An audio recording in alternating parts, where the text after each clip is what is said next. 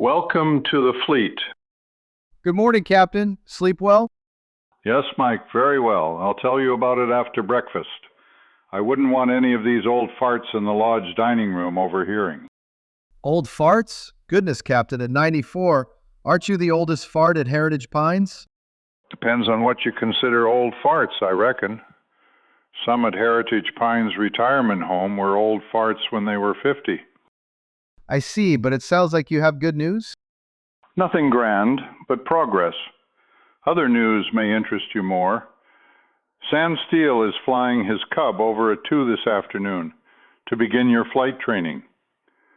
Since you are both more experienced in Cubs and Champs, your first lessons will be in Sam's Cub. Sam is charging you $85 for travel expenses each trip and $100 an hour for instruction in his Cub.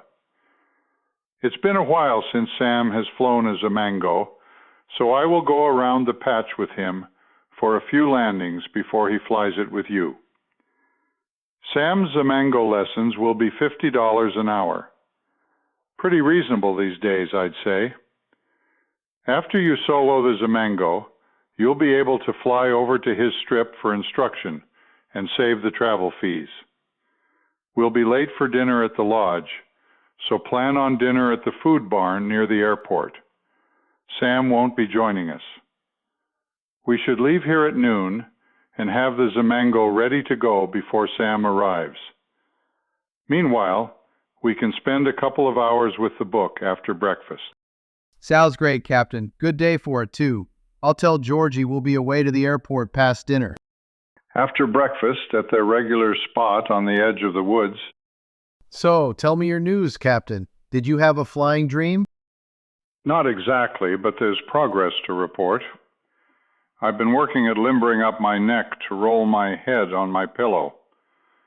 I'm getting through the neck pains better, and I've begun to regain the kind of self-hypnosis I did as a 4-year-old, trying to get past my earaches and put myself asleep, which led to controlling my dreams of levitation. Well, not really dreams, since I remain semi-conscious. Flights of fancy, I suppose you could call them, or out-of-body experiences. How much progress have you made? So far, it's as I began 90 years ago. I saw myself curled up in a fetal position, looking back down at me from the far corner of the ceiling of a large room. That's great. Anything else? No, that's it. It didn't last long, just a few seconds. Do you recall what the next steps were at age 4 as your flights progressed? Oh yes, the experience gradually lasted longer. Then I shifted to being on the shelf in the corner of the ceiling, looking back down at myself on the bed. What did you do? Was there any sound or motion? What did the room look like? Where was it? No sound or motion. I remained still and in a fetal position, floating without support. The room was dimly lit and featureless. No doors, windows, pictures, light fixtures, or furnishings. Nowhere I had been before. How did you feel? Were you frightened? It was very peaceful and calm, and my ear aches left. I think I was reassured by seeing myself on the bed, looking back up at me without alarm or fear. When you're 4, the whole world is so new and full of wonders, it's easy to accept such events as common experiences. So the dreams eventually progressed to flying freely, but required so much focused concentration that success was spotty and short-lived. Many times I failed altogether. Although I knew it wasn't real, I believed that it could be one day.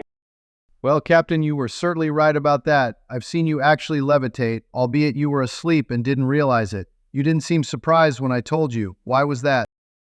Partly because at my age, the surprise threshold is quite high, Mike.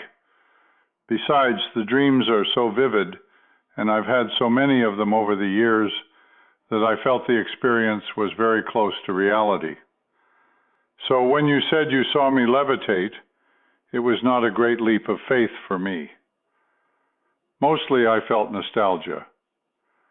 When you have wanted to accomplish something so strongly for so many years and finally get there, you realize that it was the adventure of the journey that mattered more than the destination itself. I felt the same when I earned my Navy wings, and especially when I sighted the Cape St. Vincent Lighthouse arriving in Europe after sailing wings across the Atlantic in '86. Important phases of my life had ended and could not be repeated. Buddhists say that death is life's greatest adventure, and it may be. Meanwhile, I think the getting there is the best part. It was the same with sex and love, too. What do you think, Mike? I haven't thought about it much, but I see your view. I can relate it to earning my law degree. Graduation and passing the bar didn't seem like big events after the effort that went into the achievements. Landmark ceremonies which come at the end of adventures remind me of your thoughts about the Wizard of Oz's awards. I agree that sex itself is overrated. Of course, it's easy for us to say that at our age, but the best part of it was the romance and intimacy. And who knows what love really is? Women, especially mothers, think they have an exclusive understanding and men just don't get it. But I think much of women's notion of love is self-satisfaction derived from manipulating men and children. That's why so many women are nurses and teachers, captive audiences. Right, Mike. On the other hand, men love to do fun things with machines and organizations which become extensions of themselves. Like sailing and flying, Captain? Exactly, Mike, or being a commanding officer, which brings us back to passing through. We left off in December 1956. I had just gotten my naval aviator wings, and 6 of us in my class received orders to VAH-6 at Naval Air Station North Island. We had never heard of a VAH squadron.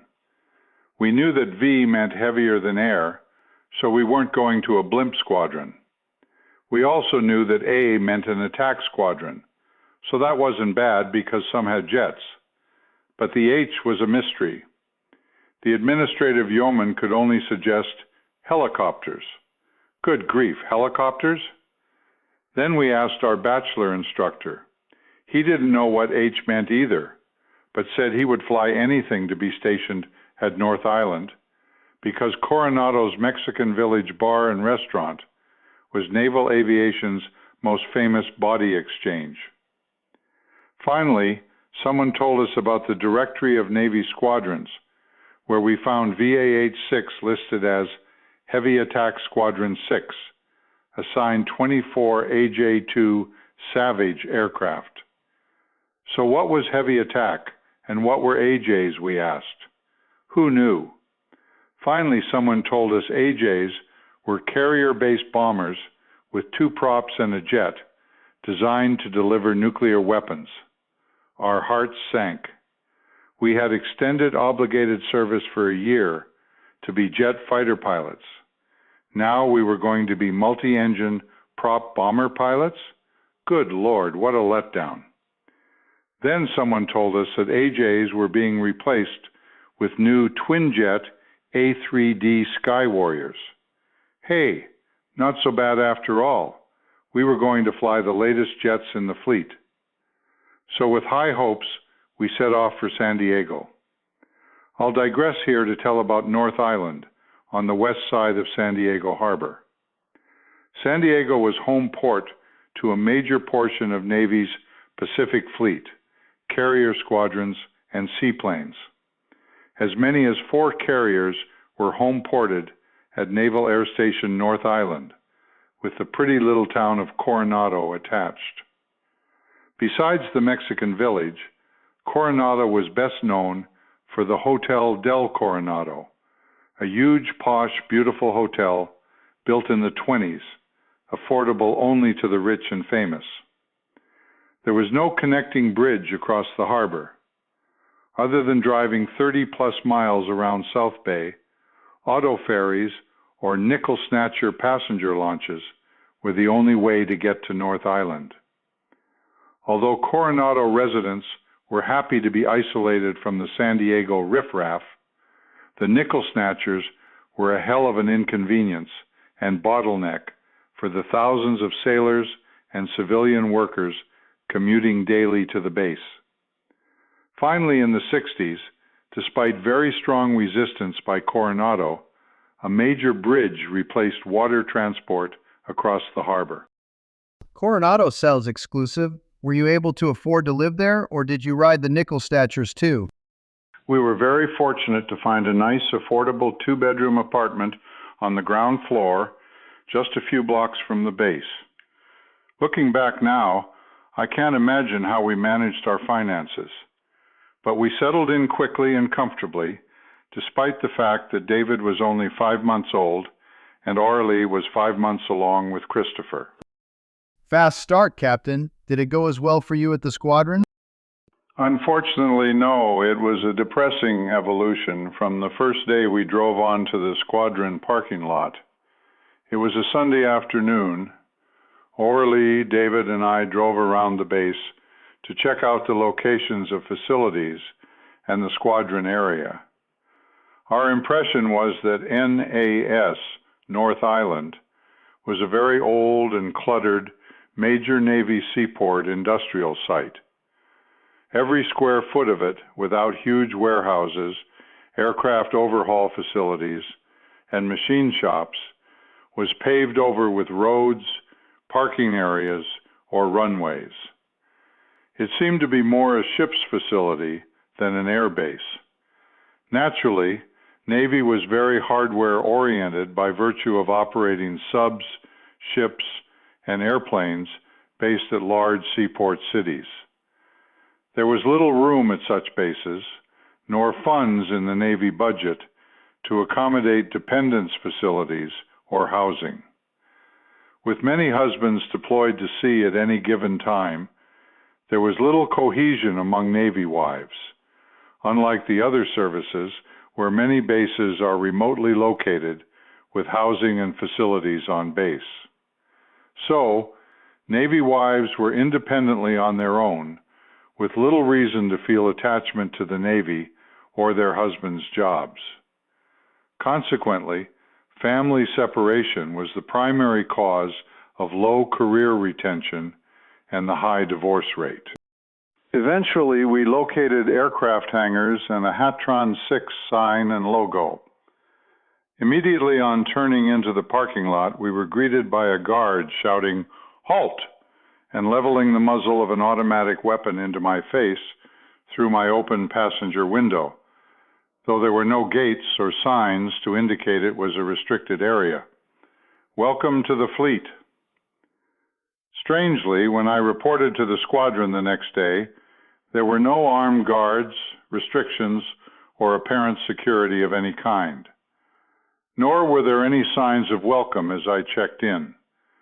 The duty officer barely looked up, and the admin chief simply handed me a list of offices to check in with. So it was everywhere I went.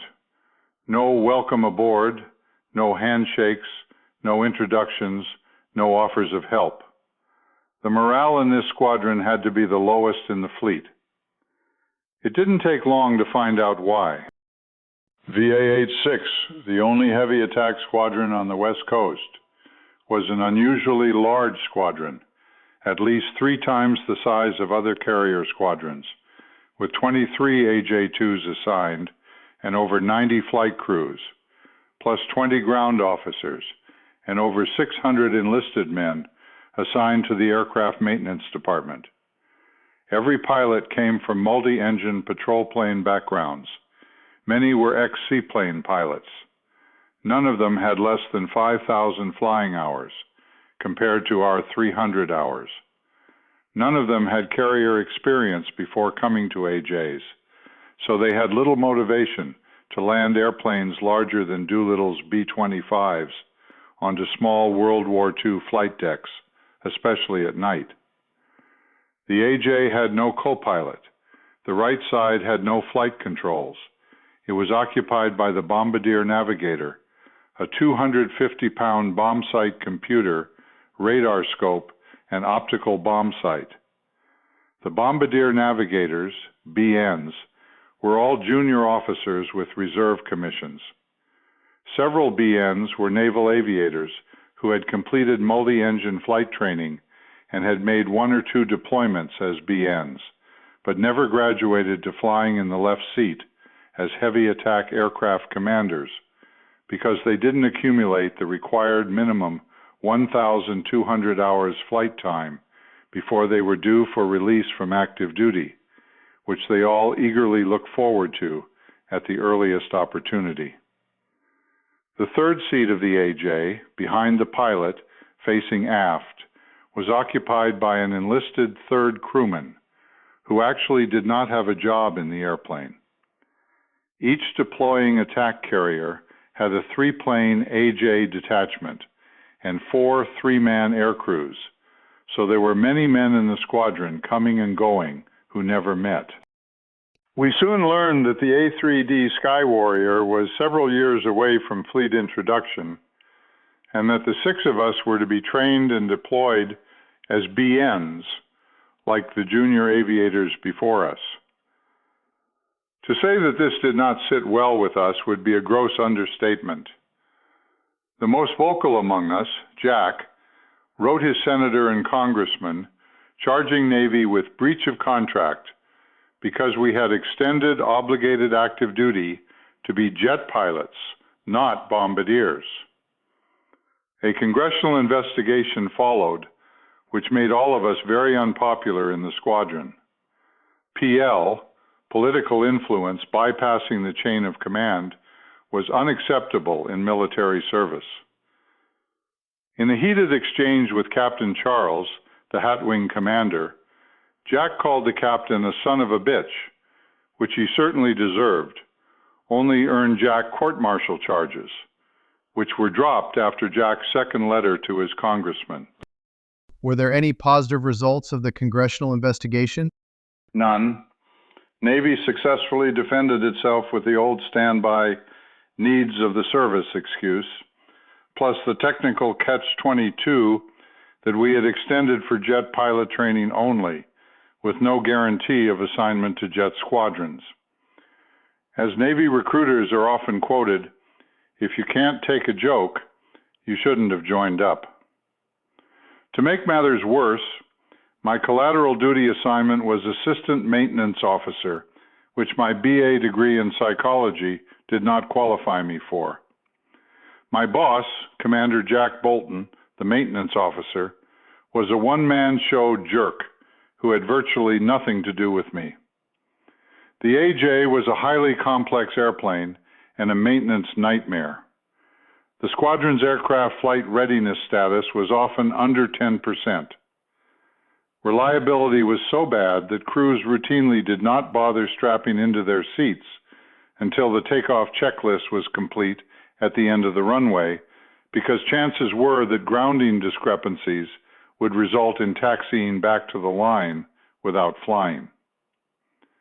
The files of thousands of maintenance instructions on the office shelves were so way over my head that I escaped by hanging out with the chiefs and petty officers in the line shack, passing the time of day picking up pearls of wisdom like, the good thing about being married in the Navy is that you have a happy marriage half the time, no matter how you look at it, and that's more than most men can say. Weren't you flying at all? Not in the squadron at first. While the training department was trying to invent a B/N syllabus for us, I bummed rides at station ops in the co-pilot seats of R4Ds or SNBs, twin-engine transports. When we finally began B/N training, it was in the ass end of P-2V Neptune patrol planes, modified with AJ bomb sights. During boring 4-hour flights, the 6 of us took turns dropping 25-pound inert practice bombs from 10,000 feet on a radar reflector on the Salton Sea north of El Centro.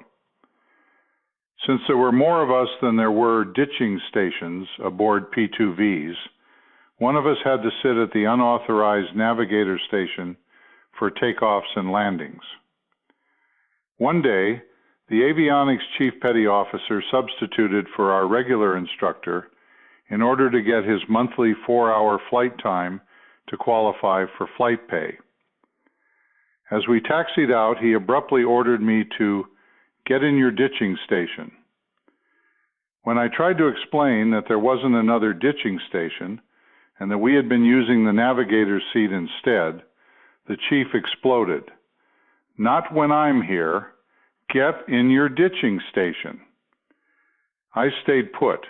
I'd had all the fun I could stand. There was no further exchange on the subject until after we landed, and I called the chief aside to tell him what I thought of his disrespectful manner. He demanded to know what he said, and I quoted him with the same tone he had used. "That's what I said, and just the way I said it. If you don't like it, tell it to the ops officer." And he walked away. Well, my first leadership challenge. I did better than the ops officer, though. I went to the commanding officer with the result that the chief was permanently removed from flight pay status. Imagine the chief's added chagrin, Mike, when it turned out that as the assistant maintenance officer, I was his boss's boss.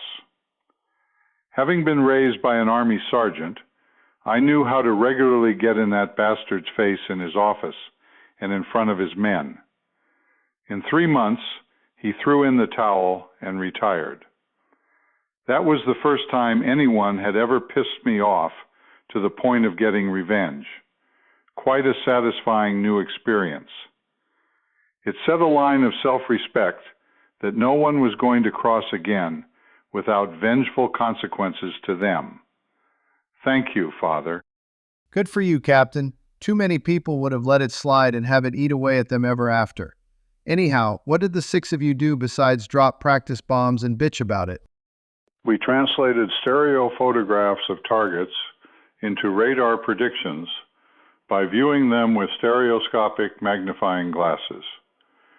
2-scale pencil drawings, the size of the radar scope, depicting predicted radar returns, were made for each 5-mile increment of the inbound track for what the B/N hoped to see on his radar during the run-in, heading a laborious, tedious, and boring task.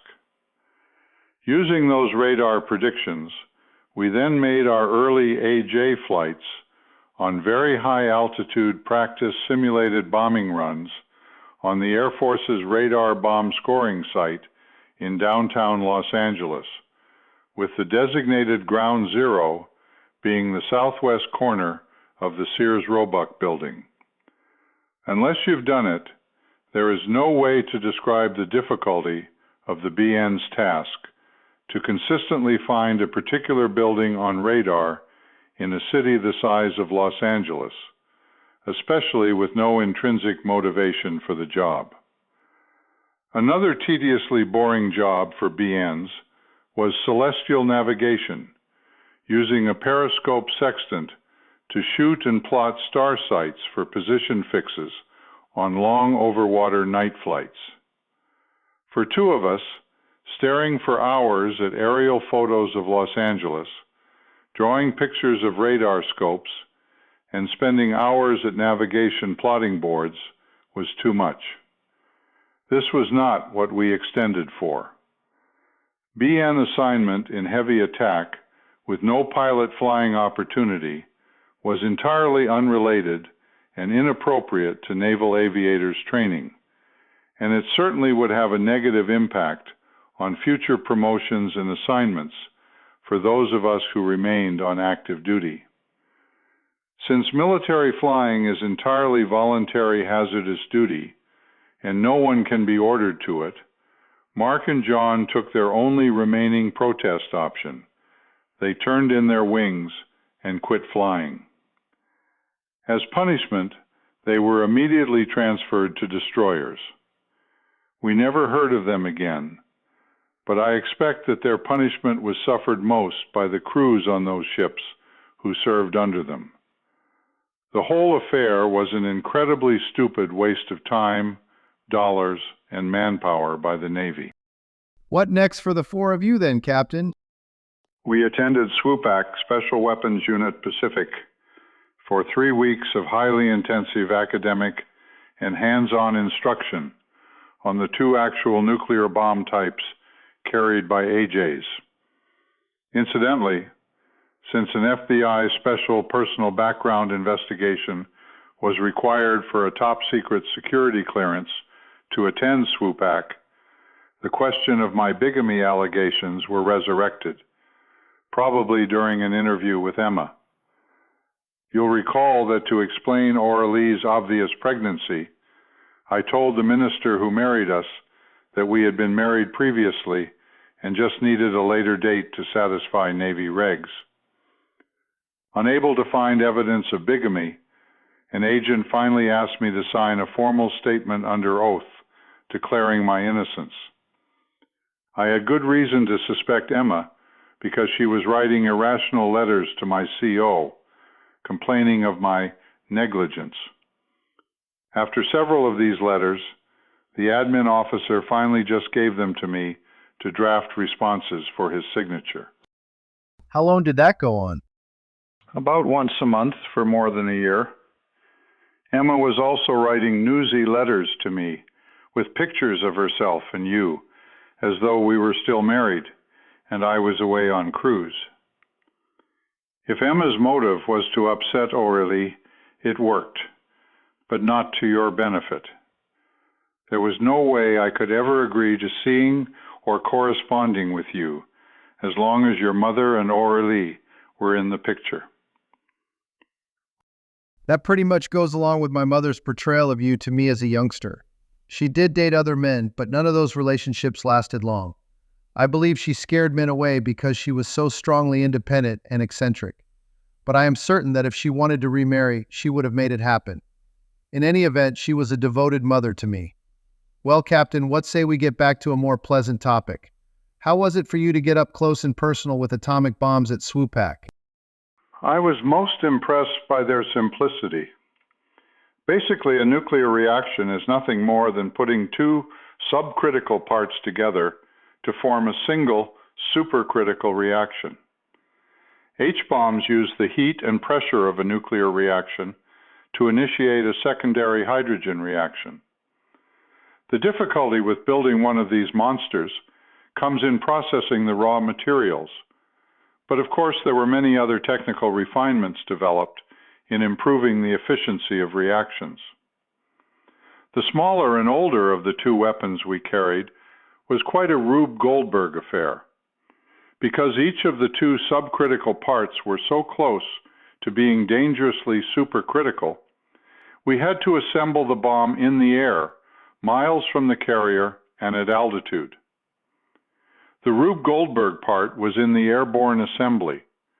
The BN and 3rd crewman went into the bomb bay with the core, which we launched with in the cockpit.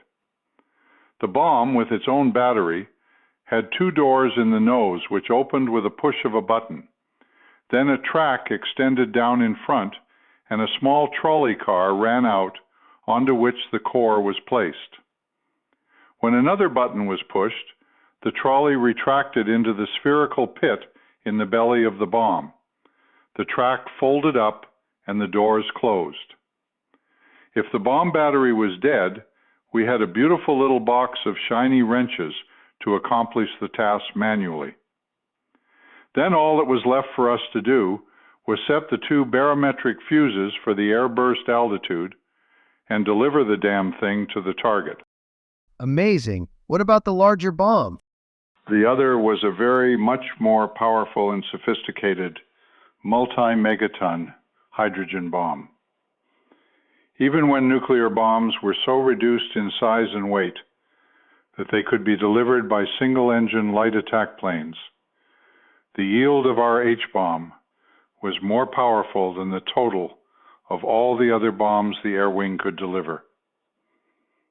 I'll have more to say later about launching with a real one. It seems the AJ and the heavy attack mission was a pretty big deal in keeping Navy carriers in the big picture during the operational introduction of nuclear weapons. Oh yes, indeed. though I had little appreciation for my situation at the time. Remember, these were the days of the Cold War, when the U.S. was facing an imminent all-out nuclear exchange with the USSR. Conventional weapons were no longer an option. Every American citizen, man, woman, and child, understood the meaning of the terms mutually assured destruction and nuclear holocaust. Our homeland would not be spared annihilation in World War III. Fallout shelters were installed in the basements of many homes. School children were drilled in taking cover. Signs were posted in public places with shelter locations and instructions. One Sign of the Times advised folks to curl up in the fetal position with their head between their knees and kiss their ass goodbye. Was it really that serious? Worse. On top of everything else, there was the Korean War, the Berlin airlift, and finally the Cuban Missile Crisis, all of which nearly escalated into nuclear attacks. Most Americans believed that a nuclear war with the USSR was inevitable. So the Navy response to the threat was the AJ? How did it come about? In the opening paragraph of Steve Ginter's book, North American AJ-1 Savage, he writes, "The North American AJ Savage came into being as the direct result of the greatest Navy and government controversy since Billy Mitchell and the battleships. This controversy was over the future strike capability of the Navy, if any. At the end of World War II, the Army Air Corps, which became the Air Force in 1947, had total control over all nuclear weapons, and their B-29s were the only airplanes that could deliver them due to the bomb's size and weight. The Hiroshima and Nagasaki bombs each weighed over 10,000 pounds. The Nagasaki Fat Man type bomb measured nearly 6 feet in diameter. Navy argued that the B-29 lacked long enough range, requiring launches from foreign bases to reach Soviet targets. However, there weren't many countries where the U.S. was permitted or willing to store nuclear weapons. Navy argued that Air Force's follow-on B-36 and B-52 long-range, high-altitude strategic bombers were vulnerable to early detection and attack, so would require fighter escort from foreign bases. The Navy's proposal was that it could launch strikes from carriers free to sail over 2/3 of the Earth's surface without foreign bases or flyover agreements. Consequently, Navy was allocated a grand total of 3 weapons and opened bomber design competition in August 1945, awarded to North American Aviation for a fast, medium-range, carrier-based bomber capable of delivering a Fat Man. Meanwhile, Navy needed an interim carrier-based nuclear delivery airplane. The only choice was the P-2V Neptune land-based patrol bomber, which was too large for normal carrier operations. Nevertheless, the Navy ordered 12 specially modified Neptunes, which were to be hoisted aboard carrier flight decks in port, deck-launched with rocket assist motors, and the crew recovered after ditching alongside rescue ships if they returned. If, Captain? Were survival odds that grim? Yes, grim for everyone. Our role was retaliation since politics did not allow for a preemptive attack. The Russians had the first strike surprise advantage.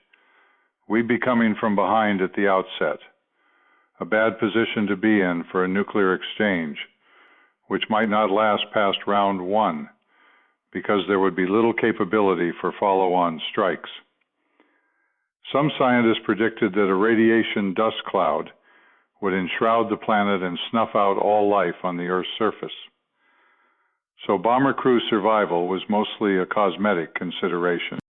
Were P-2Vs ever deployed operationally aboard carriers? No, but contingency plans for it were in place. To publicize the capability, however, a P-2V with a dummy nuke aboard was deck-launched from an offshore Atlantic coast carrier and flown on a round-trip, non-stop flight to the Pacific coast, returning to an East Coast Naval Air Station. How did the AJ introduction pan out? Quite well. The AJ-1 was ordered in June 1946. The first 3 prototypes flew in June 1948, and squadron deliveries of 55 production AJ-1s began in September 1949. The improved model AJ-2s came along in February 1953. The Savage was the first naval combat aircraft to carry a nuclear weapon and the world's largest carrier-based aircraft. All carriers deployed with 4-plane AJ detachments. Because AJs were usually in launch alert status and folding at 75-foot wingspan was a 4-hour manual operation rarely done, AJs were a significant deck handling headache for aircraft handlers aboard small World War II vintage carriers, where they were always referred to as goddamn AJs. But as far as we were concerned, AJs were just damned bombers we had to ride shotgun in. We believe that there were only 2 types of aircraft, fighters and targets. How did you hold up through all this? I guess my Army upbringing and gratitude to be a naval aviator helped me to keep my head down and my mouth shut. I resolved to try to make the most of a bad situation which I had no control of. If 1,200 flight hours was required to get in the AJ left seat, I was going to get it in record time. I volunteered for every flight with an available seat, days, nights, weekends, cross countries, test flights, anything. Even so, however, it was going to take at least 3 years to get out of the right seat, and by then I would be out of the squadron. They threw us a bone by deciding that we could log BN flight time as co-pilot, but without ever being at the controls, that was a total farce. We would have no opportunity whatever to maintain flying proficiency, so it was unlikely that I would ever fly as a Navy pilot. I know it didn't happen that way, Captain. What did? I made friends with Bob Scully, the squadron landing signal officer, who was looking for 2 trainees, so another classmate, Hank James, and I volunteered. It was a good move. It was an outdoor job, away from the squadron, and got me out of the maintenance department assignment. Plus, controlling field carrier landing practice with paddles or radio was something like flying model airplanes. But the huge surprise benefit came with our next change of command. Our new CO was Commander Burley Grimes, a cigar-chewing General LeMay-type fighter pilot whose favorite expression was horseshit. When he discovered that he had 2 LSOs who weren't flying the AJ, he said, horseshit, got a waiver of the 1,200-hour flight time requirement, and put both of us in the left seat to be trained as heavy attack aircraft commanders. Glory, hallelujah. Thank God. 3 months later, Hank and I were on our way to the Western Pacific aboard the carrier Hornet as the first and only first tour junior officers ever to deploy as designated heavy attack aircraft commanders. Quite an incredibly favorable turn of events, Captain. What was it like to fly the AJ? Was it disappointing after flying jets? Are you kidding? Hank and I had just jumped from the worst flying job in the Navy to the most prestigious. How could we possibly be disappointed? AJs were unique in aviation history and a joy to fly. Sure, they were bombers, but with two props and a jet, sometimes referred to as two screws and a blowjob, they were capable of speeds over 400 knots and could even be flown on the Javelin at light weights. The controls were hydraulically boosted, and there was a respectable 5G maneuvering limit, which even made AJs competitive in dogfights. Best of all, we flew off carriers, even at night, when it was so challenging that the only other night flyers were the all-weather fighters. Even by twin-engine bomber standards, AJs were big airplanes, in part because the fuselage size was determined by the Fat Man bomb.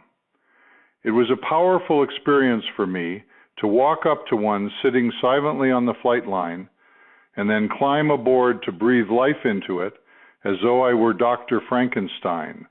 It lives! It lives!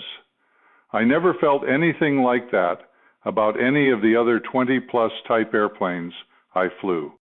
So it was all smooth sailing, no screw-ups? Now that you mention it, Mike, 4 small incidents do come to mind. Hank was riding shotgun with me one day when we had to make a sharp left turn, taxiing out of the Chalks. There was an AJ up on jacks off the ground, undergoing maintenance with its tail sticking out of the hangar in front of us. My attention was focused on signals by the taxi director for the turn when I felt us hit something as the taxi director frantically gave the crossed wands stop signal. We stopped with our right wingtip fuel tank under the hangared AJ's tail, dangerously close to lifting it off the jacks.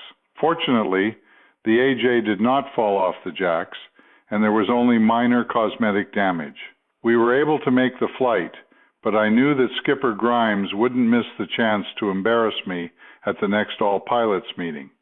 So I skipped it, and Hank had to take the ribbing. Since he was acting as my co-pilot in the right seat, it was his responsibility to be sure our right wing was clear. Plus, there should have been a wing walker lineman at that wingtip. What about the taxi signalman's responsibility? I don't know what was said to him, but I'm sure he felt as embarrassed as I did. I probably should have discussed it with him and Hank after the flight to ease our mutual pain, but it was more my style to let such sleeping dogs lie. The less said about it, the better. The second incident I recall occurred off Hawaii. We were operating there for the Hornet and Air Wing Operational Readiness Inspection, ORI, by CIN-CPA CFLT, Commander-in-Chief Pacific Fleet. In the rush to deploy us on this cruise, there hadn't been time for Hank and me to fill one small block for our HAAC designations, 4-night arrested carrier qualification landings, our first ever. So one night in Hornet's flight schedule was set aside just for our command performance, our one and only chance before sailing on to the Western Pacific. Now, Mike, 4 arrested landings in one night is a formidable challenge. Lots of things can go wrong. Bad weather and ship or aircraft malfunctions, not to mention considerable pilot stress and strain. Flying low in an inky black hole on the ocean, visually orienting on finding the ship and lining up on center line and the optical glide slope with no visual horizon reference or depth perception, while also keeping track of the cockpit instruments for altitude, airspeed, power setting, and attitude, combine to make night carrier landings the most difficult routine operational task performed in airplanes.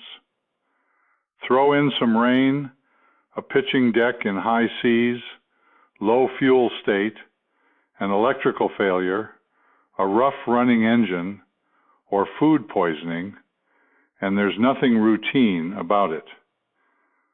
On Hornet vintage carriers, there was only 10 feet between the airplane and the aft blunt ends of the ship, often referred to as the spud locker or the ramp.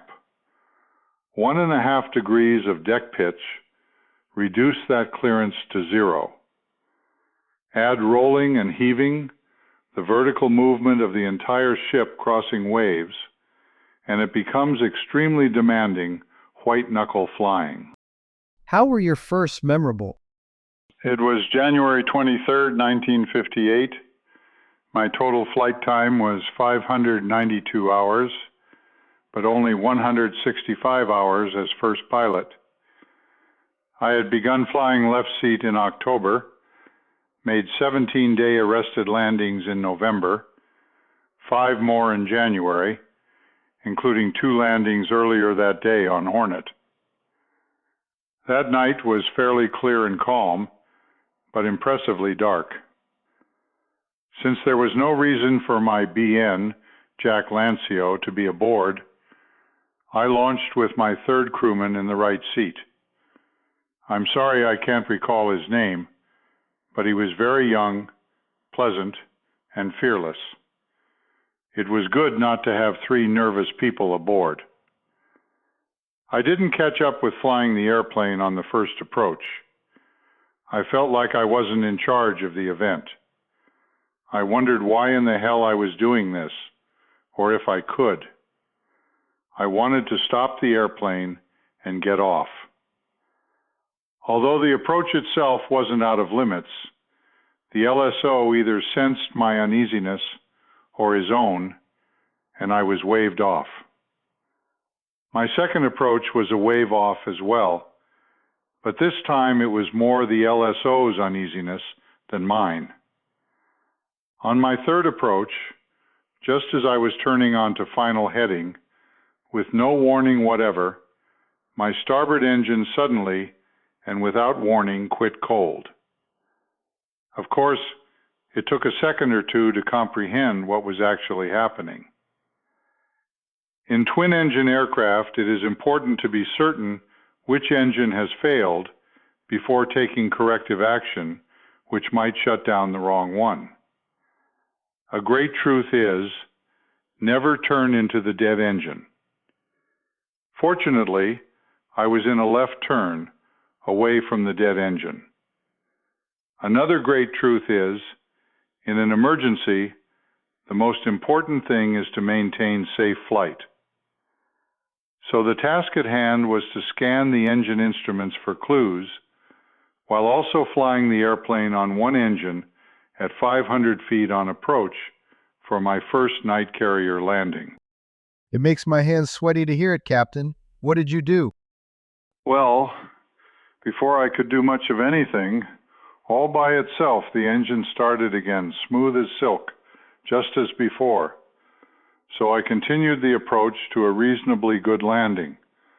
I guess the engine took my mind off worrying about the landing. As I taxied out of the landing area, the air boss said on the radio, "Congratulations." I thought he meant for finally getting aboard. You just made the 49,000th arrested landing aboard Hornet. What a way to finish off the night. Finish? I wasn't finished. I needed 3 more landings to be qualified, and this was the last night to do it.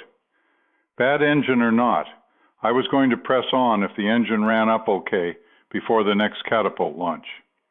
I also started the jet engine for backup and went on for 3 more arrested landings with my very brave third crewman in the right seat and no further engine problems. Subsequent investigation revealed a crack across the top of one of 18 cylinders between intake and exhaust valves, requiring an engine change. Did I mention that I was the detachment safety officer? No, you didn't, but you obviously were not a very good one, were you? Like my granny always said, you can't argue with success.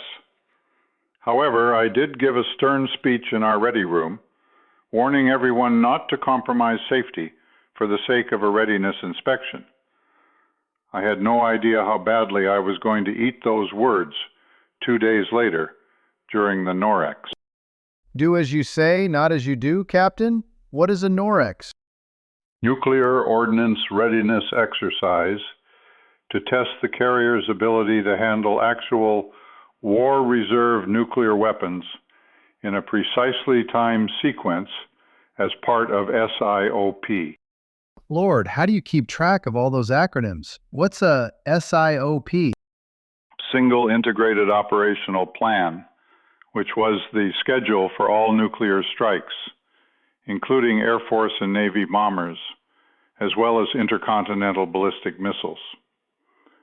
Some targets were considered so strategically important they were designated for multiple weapons, so we might arrive on target to find a smoking hole. Also, it was possible that a bomber's track could take it into a fireball. SIOP was an attempt to coordinate the timing of strikes, thus the importance of adhering to the launch schedule timing in a NORCS. Interesting, Captain. How is it you knew so much about the targets? Each of our assigned targets were laboriously planned during the weeks before deploying on cruise, using every available piece of intelligence. As BNs did with the Los Angeles RBS site photos, they again made pencil radar predictions from actual target stereo photos. Crew's highly detailed flight plans were then closely reviewed by the CO, Air Wing Commander, and sometimes by the carrier's CO. What can you say about the nature of the targets? Priority was assigned to destroying the enemy's offensive capability for a second strike, so they were military targets, places like airfields, not people. Typically, our targets were long-range bomber bases in remote locations, not population centers or industrial sites. Were all your targets in the Soviet Union? No, and that's all I can say about targets, except to note that one of mine was such a great distance that we had to land for refueling to reach it. There couldn't have been much chance of getting there on that one, much less getting back. Perhaps, however, we devoted a good deal of effort to planning how we would succeed alive. We were not in some goofy Jap kamikaze frame of mind, I assure you. Nevertheless, our best hope of survival was to be so convincing to the Russians of our capability and determination to wipe them off the map too, that they would be rational enough to decide against launching an attack. That's what mutually assured destruction, MAD, and deterrence were all about, and it worked. But we couldn't use that rationale so well against insane Muslim terrorist acts without identifiable nationalities, could we? Not to the degree we did against the USSR, but we convinced Arab nations that they would be held responsible and attacked with dire consequences to their political security if we were nuked by terrorists harbored by them. Muslim or not, all people are motivated to survive at some subterranean level, aren't they? God, I truly hope so, but there's much evidence to the contrary when it comes to Muslims. Perhaps, but that is not nearly as politically viable nor militarily possible as it was in the Cold War. Invasion of Afghanistan and Iraq, for example, were only partial successes. Nevertheless, those actions sent strong messages to Saudi Arabia and the others that there could be major consequences to them for supporting terrorism. Some say Korea and Vietnam were not successful. However, they were only limited battles in the Cold War, which we won. Our determination in those conflicts was backed up with do not cross lines, defending against forceful communist expansion. They were effective military deterrents in the big picture, which bought us time to succeed on the political and economic fronts. Truman had the guts to take sole responsibility for dropping the bomb on the Japs. So, bad cop Nixon credibly frightened Russia, China, and Vietnam into believing he was crazy enough to launch preemptive strikes against them, and that good cop Kissinger was the only one keeping him from doing it. Nixon had the strength to launch B-52s against Hanoi and force the North to talk peace. Reagan's brilliance was leading the U.S. into outspending the USSR into economic and political oblivion to win the Cold War. Carter and Clinton should have been impeached for their damage to our credibility. Johnson was rightly run out of office for his irresponsible leadership failures in the Vietnam conflict. But I'm getting ahead of myself again. Where were we? You had recalled 2 of 3 AJ incidents you wished to relate, and you were telling about the Norks. Aha, yes, good for you remembering a Navy acronym. My mission was to fly off a War Reserve H-bomb to be downloaded at Barbers Point Naval Air Station. The real thing, Mike, 3.5 megatons. Fuse disarmed, of course, but capable of a low-order detonation in a crash or fire. Because of the size of the bomb and the low fuselage, AJs had to be parked directly over the dedicated special weapons elevator, straight up into the bomb bay. I was greatly impressed that the AJ was engineered to take the load of a 10,000-pound bomb on a single suspension point throughout a hydraulic catapult shot. Unlike the follow-on steam catapults with steady acceleration down the track, hydraulic cats were more like a cannon shot with most of the acceleration at the beginning. It was quite a jolt and one hell of a load to put on a bomb suspended by a single lug to launch a 52,000-pound airplane up to flying speed in a 2-second run down a 150-foot track. But back to my story. The bomb elevator was located so the AJ was also in position on the number 2 catapult, directly in front of the captain's bridge, wings spread, ready to launch without taxiing forward. The only other airplanes aboard capable of carrying much smaller weapons on this launch were the single-engine AD Sky Raiders, which were spotted aft on the flight deck for deck launch on their own steam. However, since the AJ's port wing hung out across the flight deck too far to allow the ADs to deck launch, we had to go first. If I didn't get off, no one would, and the Norks would be a complete failure. I smell one coming, Captain. Yes, indeed, Mike. Everything was routine through the load. But interesting to note that though we were aboard a carrier at sea, there was an apron around the bomb bay to obscure the weapon from view, for even its size and shape was top secret, and the area was guarded by a half-dozen Marines with automatic weapons. Jack, my BN, and I went through the bomb's lengthy checklist with the weapons officer and an inspection observer. Although I had been hands-on with the cutaway training weapon, touching the real thing in the bomb bay of an airplane I was going to fly, having also been through the target planning process, brought the whole business home to me.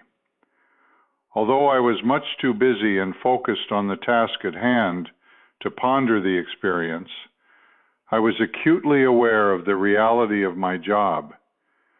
This was no longer just a training exercise. This was as close to the real main event as we could get without going all the way. Actually, Mike, like so many complex events which sped by in rapid succession, there never was time allowed for deep introspection, nor anyone interested in hearing it. When I have recalled stories, they were abbreviated, out of context, and impersonal, seeming to be things that happened to someone else, or like a movie I once saw.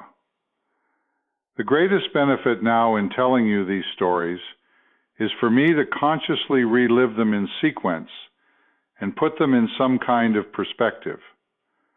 Until now, it never really struck me how much complete trust my country had put in me at a very inexperienced and tender age. But I digress too much. When I got to the magneto check on the port engine, the RPM drop was out of limits, so I gave the thumbs down signal to the catapult officer. So much for the Norex. The first tour Lieutenant JG in the AJ was blowing the whole thing.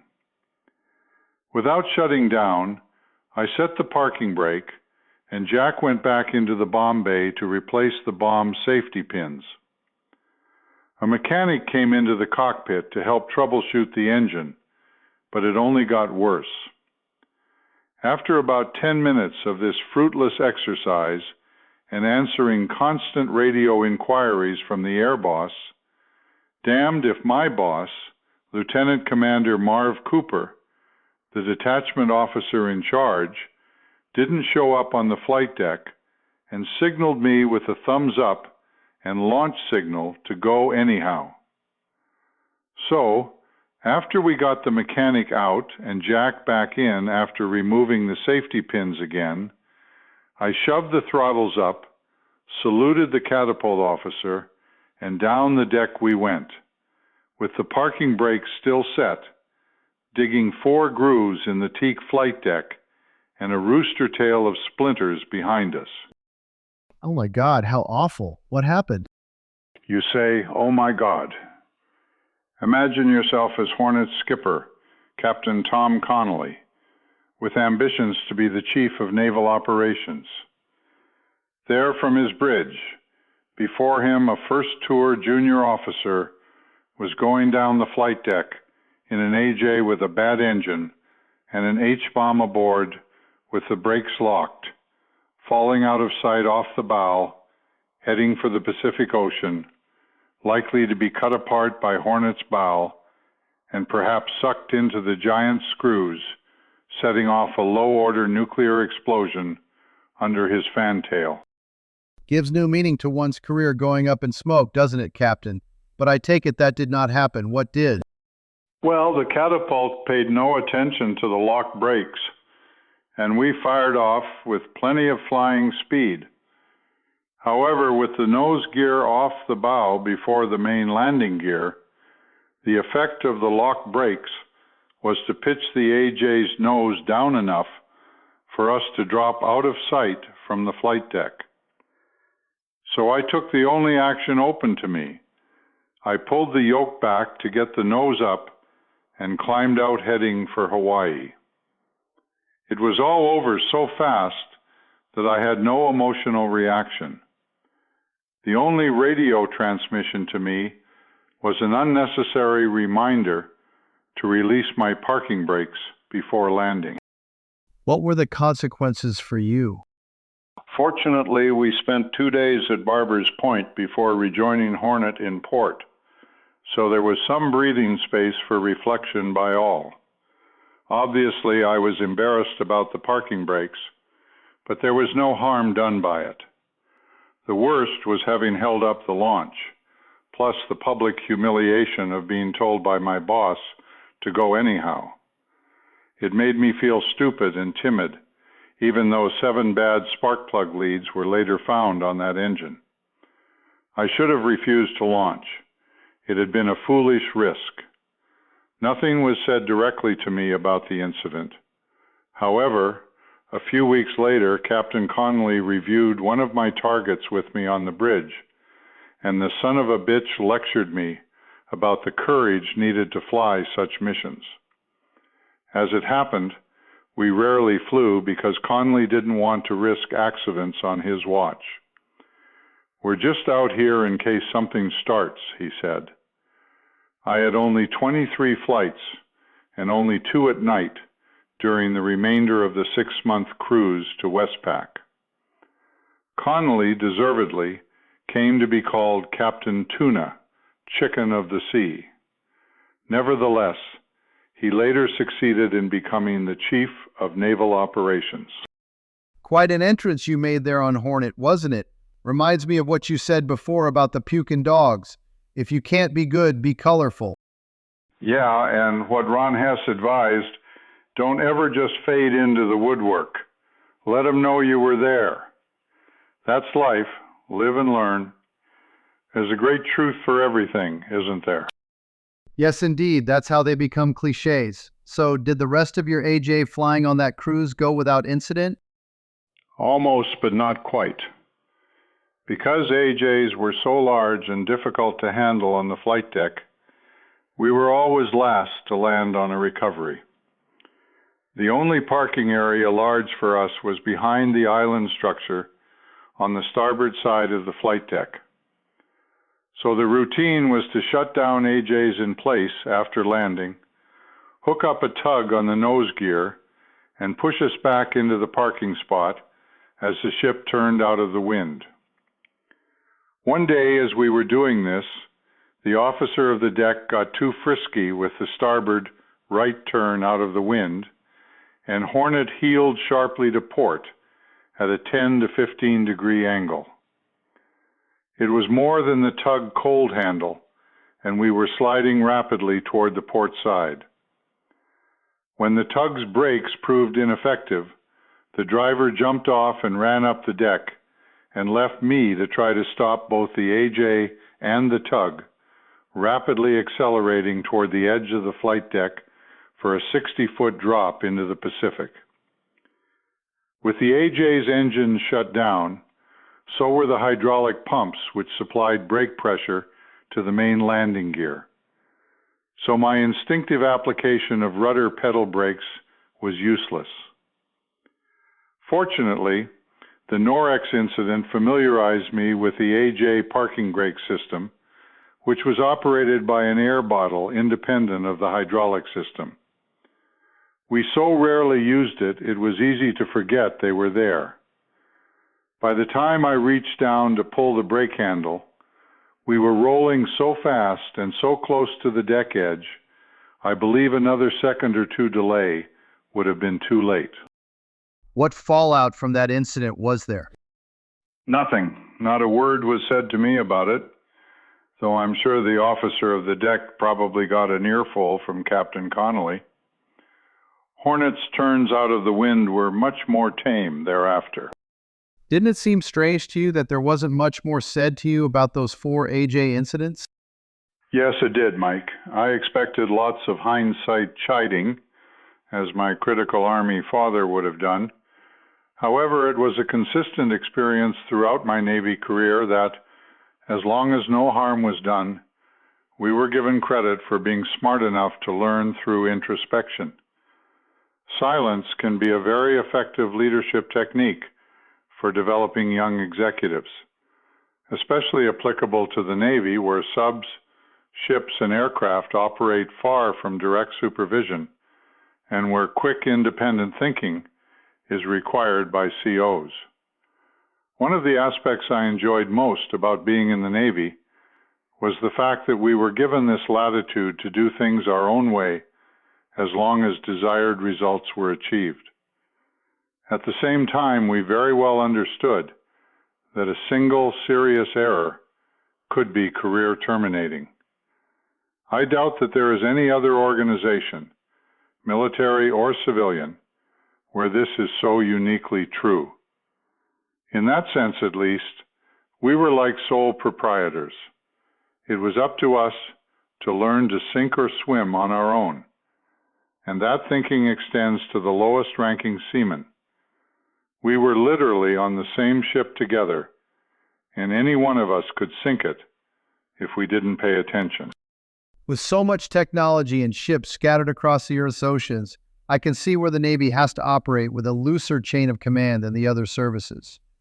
I found out the hard way about the downside of self-reliance as a sole proprietor of a law firm, as opposed to being a state office employee subject to comparatively close supervision, rigid regulation, and constant scrutiny.